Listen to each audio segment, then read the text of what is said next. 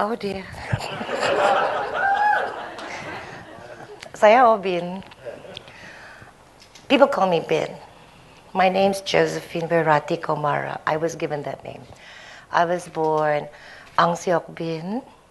Then I attended a Catholic school in Hong Kong, all nuns, with a chapel, and they called me Josephine Ang Siok Bin. They gave me a Catholic name. I was never baptized. Every time they wanted to baptize me, I would run up a tree or something. I had this imagination that if the water drips, I'd just smoke out. I know. Takut. And then it became. Then one time in my life, it had to be Josephine Wirati Komara. That was 1960. I was too small to remember. Okay. Anyway, I was very satisfied with Bin or Obin, because coming from a Hokkien family, it's not A in front, it's O. So we have Robert is Obed, and then Tom is Otom, and Bin is Obin. So I'm stuck with Obin. I have become a cloth maker. I'm 57 today, and I started.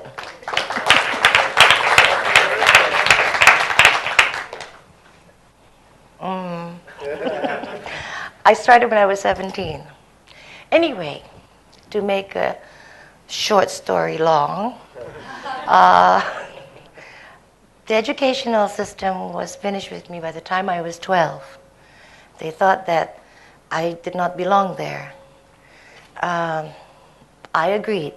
So I was living in Hong Kong, and because my father had the first travel agency in Indonesia before Garuda, I could live in two countries simultaneously. So if there's a holiday for 2 weeks, say, in Hong Kong or in our school, I would come back to Jakarta. So I was living in both countries, and I spoke Cantonese living in Hong Kong, Hokkien with my family, English and Prokem, Bahasa Indonesia. And my father grew up in Jawa Timur and my mother in It's a big mess. It's a big mess. So I was born in Jalan Kopi in Chinatown. You cannot be more Chinatown than Jalan Kopi. Believe me. Believe me, it was like a very short street. It was like a little, you live on top and you work downstairs. So I guess I started earlier. Most of my friends were still in school with pigtails and attending classes, and I was already gallivanting around the world. And they were very jealous. I made sure they knew what I was doing. So I would go into Baduy, Sumba, Jambi, Solo, Jogja, Surabaya, and it was wonderful. I'd take the train sometimes, walk around, exploring, feeling out my own country, and it was wonderful. I'm glad I did that. It was quite a privilege. I don't think it can be done now. But then I started collecting antiques, all kinds of things that really captured my interest. And for me, it's like but it was from all the antiques, it was the cloth, the kain, which really did something to me. The ulos from Batak, the pua from Kalimantan, the tapis from Lampung, the batiks, or the stitch dyes, the tritik from the kratons of Solo, Mangkunegaran. Then at one time I lived in Solo, and I had the privilege to know Sri Sunan, the Sultan, and he took me around town in a beca, and his favorite thing was to take STMJ, susur telur madu jamu, every night. He just passed away. He was quite a womanizer too. He was quite a royal character too. Anyway, that went on. And so it was around 1979, I started to make the cloth, weaving, tenun, weaving, not batik. really hand-spun silk, raw silk, and I started making it. We start studying. I fell in love with the cloth. I was totally mesmerized. I think I got the cloth in me, and my mother used to say, "You're a woman of the cloth." But so I love to get the antique pieces with the holes in them, because from the holes you could see the frays, the fringes, and from there you can sort of like see the technique within the cloth between the warp and the weft. And you could see the footwork there. It was like reverse engineering. I would never take apart an antique piece of cloth unless I really want to know what's inside. I understood ikat. I understood all the techniques, and I realized, reading the books and studying, that the majority part of the entire cloth making glossary in the world exists in Indonesia, throughout the entire region.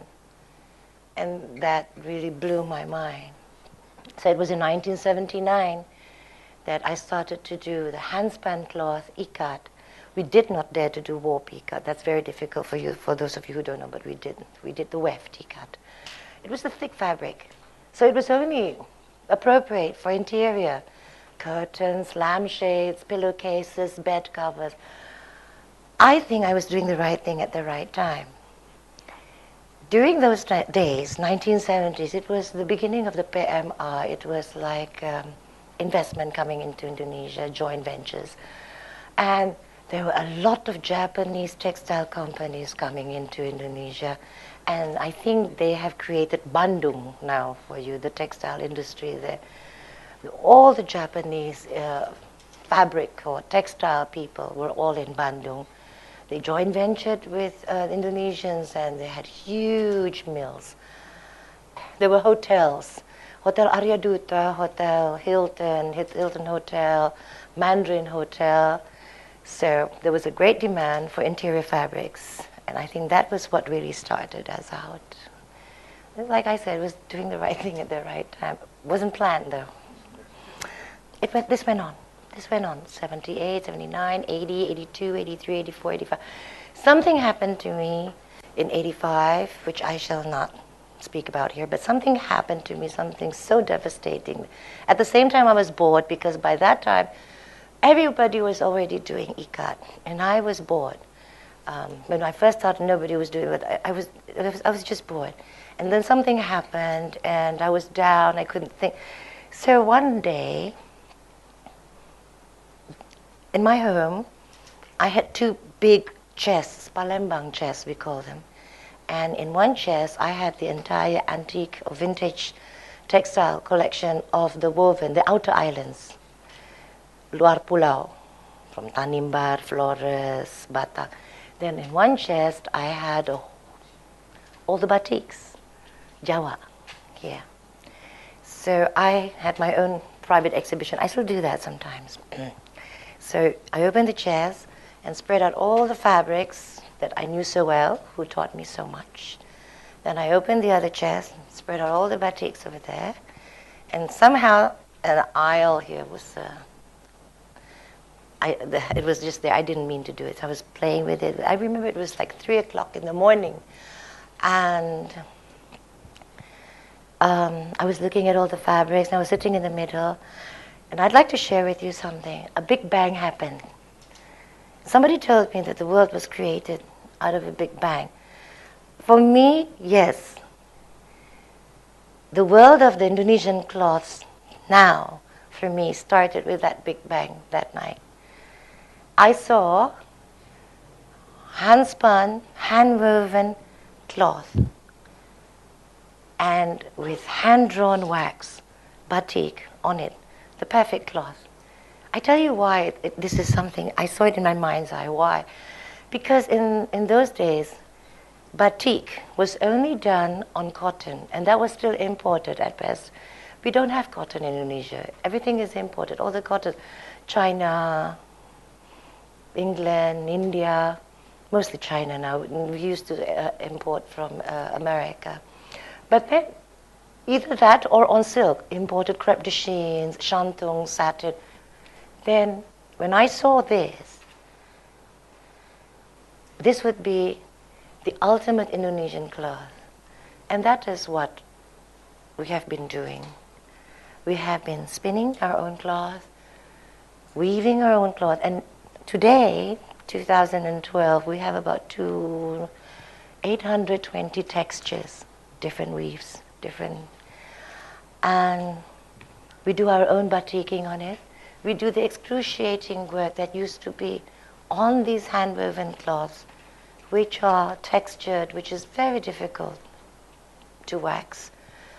But that's not all we do. We do embroidery. We work with men embroiderers now. We do stitch dyes. We do natural dye. We do anything under the sun that can be done to the cloth. And it is possible. And it's all done by hand. And this is all traditional. All the traditional techniques.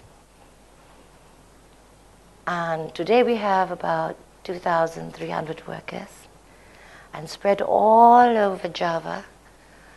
And people are wrong when they say that this would not exist in the modern world. It will exist. There's one thing I would like to share with you. In the 1970s, coming back, we had a very dynamic governor called Ali Sadikin. We used to call him Bang Ali. I recall during the investment, the vast textile investments here in Indonesia, he foresaw that technology could very easily hurt the traditional industry. People would not know what they would be buying because the technology of printing is just too good. So he made a stipulation. He said, all traditional textiles like the batik sogan or the piece fabrics that everybody wears in the entire region here, all those printed by mass production printing companies are required to have on the side of the cloth here, ini textile printing motif batik. This is a piece of textile, printed textile with a batik motif. It is the batik motif. And I think he saw that. He was conscious of it. He was aware. So if you go and you buy something, this is beautiful, and you say, ini printing, and this is not. Well, if he saw what printing can do now, both sides, I think he'd jump out in his grave. But I don't think he has any need to worry because the Indonesian techniques are still there.